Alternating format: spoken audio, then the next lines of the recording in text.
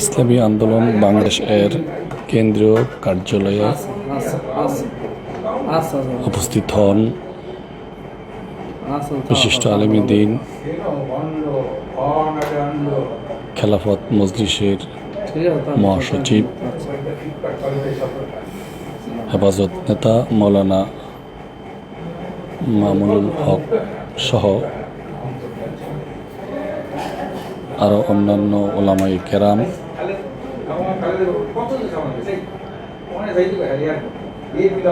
এ সময় ওনারা শায়েখে চরমনাই হজরত পীর সাহেব হুজুর চরমনাই সহ ইসলামী আন্দোলন বাংলাদেশের নেতৃবৃন্দের সাথে মত বিনিময় করেন, কুশল বিনিময় করেন এবং দেশের বর্তমান প্রেক্ষাপট নিয়ে নিজেরা মত বিনিময় করেন। সাথে সাথে কিভাবে ইসলামী দলগুলোর মধ্যে আগামী পথ চলা সুন্দর হয়, উম্মার জন্য কল্যাণকামী হয়, এ সমস্ত বিষয় নিয়েও আলাপ আলোচনা করেন। অত্যন্ত আন্তরিকতা ও সুন্দর পরিবেশে দীর্ঘ সময় আমাদের এই মুরব্বীরা আলোচনায় লিপ্ত ছিলেন।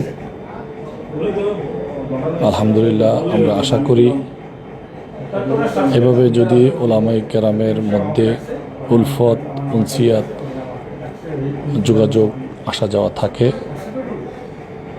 তাহলে এটা এদেশের জন্য, এদেশের জনগণের জন্য, এদেশের মুসলমানদের জন্য এক মাইল ফলক হিসেবে কাজ করবে। সাথে সাথে আমরা আশা করি ওলামায়ে কেরামের এই বন্ধন এটা অটুট এবং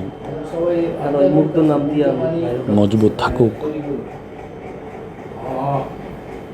এবং ওলামায়ে কেরামের এই পারস্পরিক মজবুতি সম্পর্কের মাধ্যমে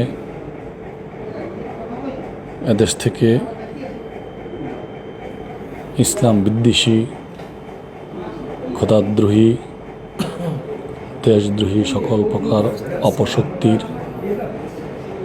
মূলোৎপাটন ঘটিয়ে এদেশকে একটি কল্যাণ রাষ্ট্র হিসাবে প্রতিষ্ঠিত করা সম্ভব ইনশাআল্লাহ। এবং একটি সুন্দর উন্নয়নশীল একটি কল্যাণ রাষ্ট্র হিসাবে বিশ্বের দরবারে আমাদের এই বাংলাদেশ মাথা উঁচু করে দাঁড়াবে। আল্লাহ তাআলা বাংলাদেশের ওলামায়ে কেরামের মধ্যে পারস্পরিক সম্পর্ককে